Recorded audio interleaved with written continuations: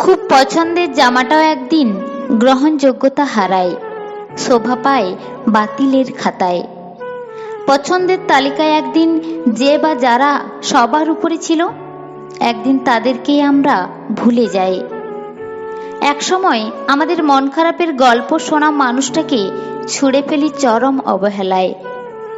আমাদের মন ভালো হওয়ার কারণ যে ছিল, তাকে একটা সময় বিরক্তির তালিকায় সুন্দর করে জায়গা করে দিই। মানুষ তার প্রয়োজন অনুযায়ী প্রিয়জন বানায়, আবার প্রয়োজন অনুযায়ী পাল্টে ফেলে পছন্দের তালিকা।